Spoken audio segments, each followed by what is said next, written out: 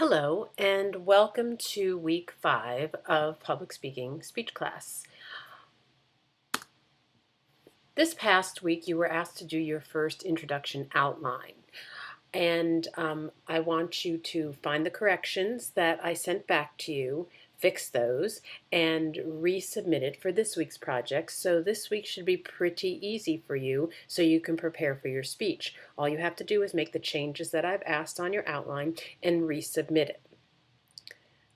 You can prepare for your speech, and then please make sure to bullet point the outline. There was a bit of confusion with some people about this, so I'm showing it to you here.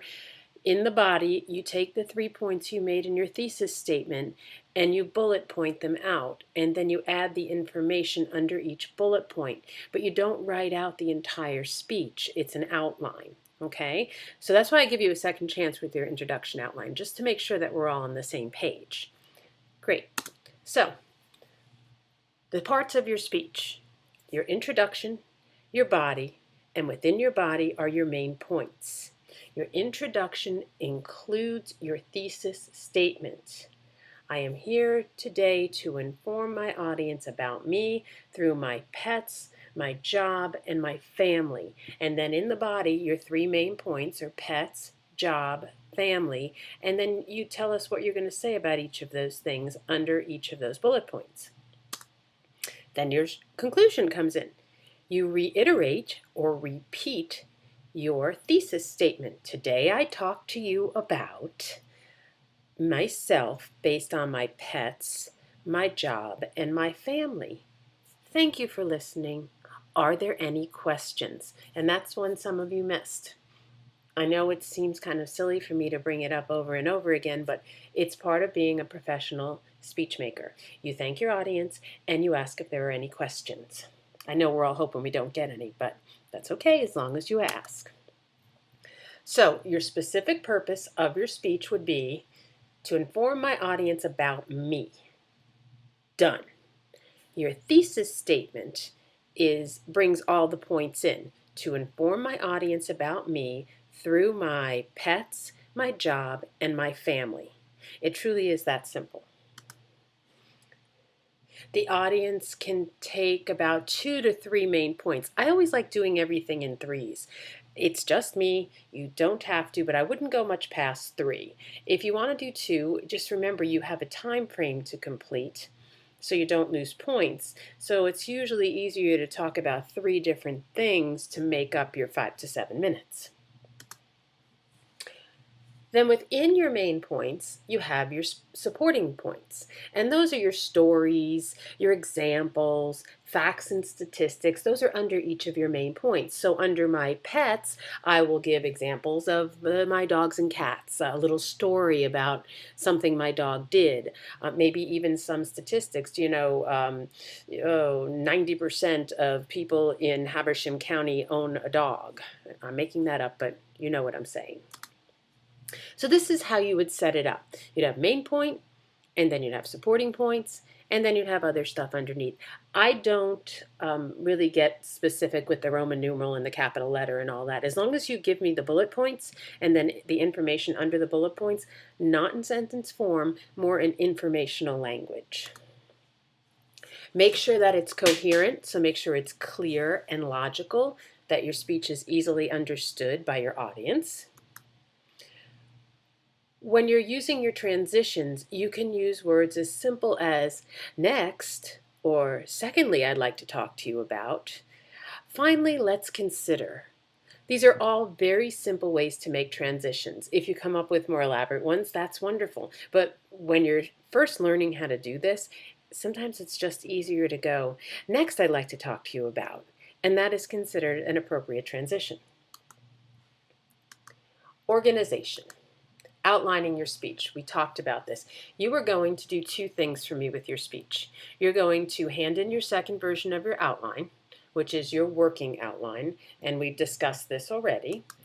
You want to write out each speech point, and it can be in a sentence if you want it to be. It could just be smaller bullet points under your first bullet point. However, it's easiest for you to make it logical to me. you can label and write in your transitions. So next I'd like to say, and any bibliography you use, that will come more in your next informational speech. This informational speech is just about you. It's an introduction. The next one, you're going to be teaching us something, and I'll explain that a little later. And you'll create a title for it, and the title in this one can be as simple as, all about me. A lot of you have had some great titles, by the way. Then you'll have a speaking outline. This could be a copy of the same one you sent me, but this is important.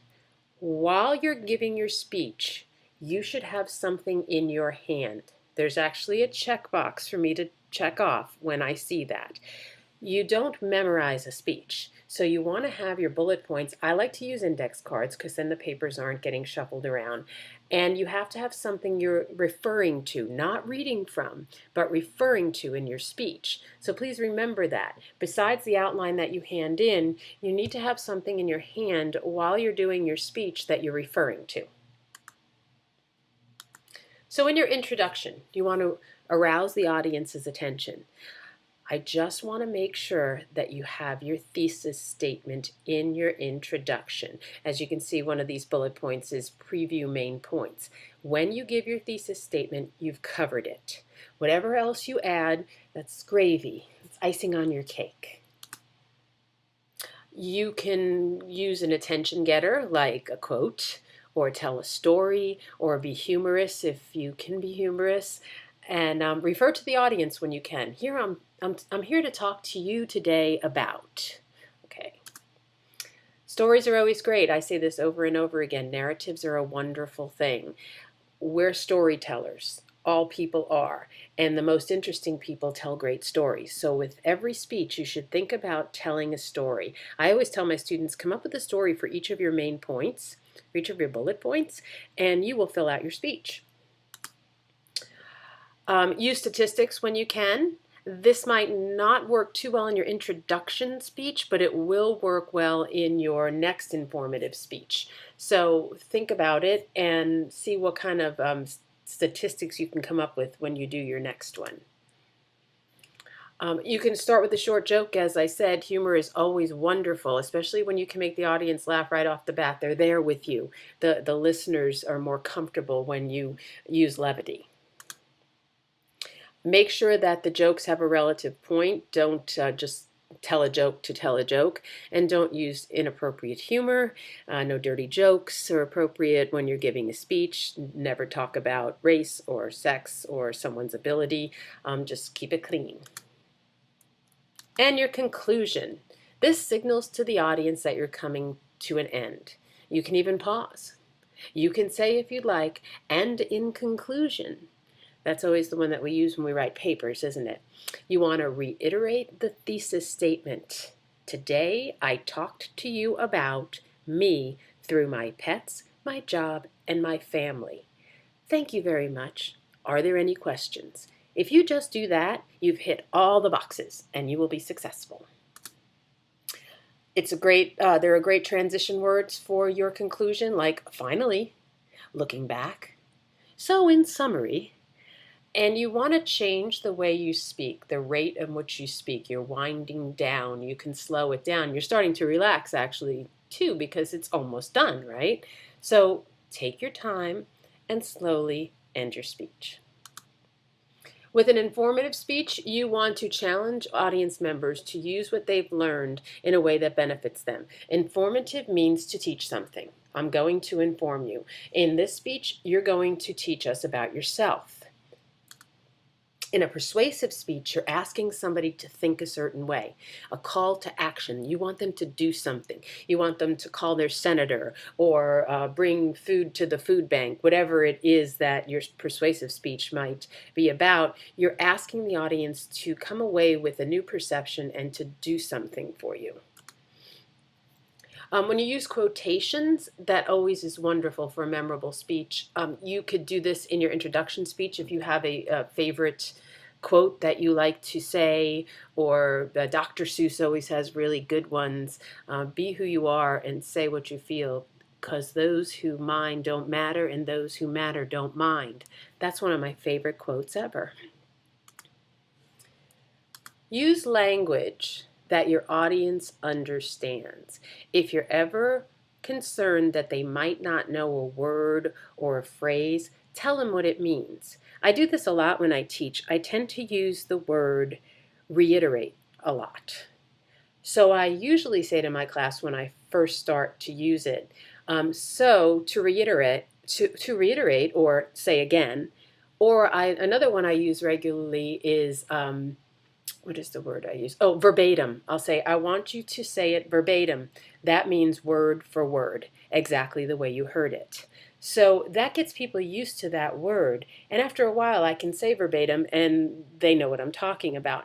But never assume that somebody knows, especially when you get more into the informative speech and if you're teaching us something on a subject area you know and maybe we don't. Like if you're talking about cars, I don't know anything about a car's engine. So if you say piston manipulator, I don't even know if that's real. But if you say something like that, you might have to explain to me what a piston manipulator is, if there is such a thing, and give us a little more detail on it. Always use words like we and us, you and I. Make it as if the audience is a part of what's going on. You make it an interactive speech. So in your informative speech, which is what you're giving in your personal introduction speech, and you'll also be giving a more formal informative speech later on, you want to make sure that you're helping the audience understand something they might not have known before.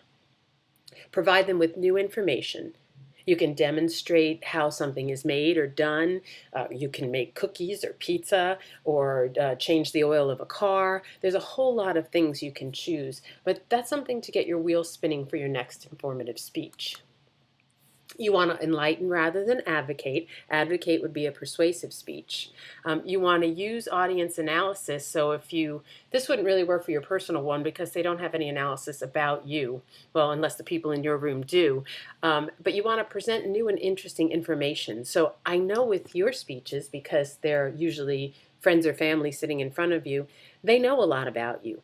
See if you can teach them something that they didn't know. Unlike persuasive speeches, informative speech does not seek to modify their attitude.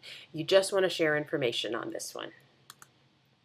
Avoid overwhelming the audience with too much new information. So you may be teaching them something, but don't get into every part of the car's engine because you'll lose people. And once you lose them, it's hard to get them back.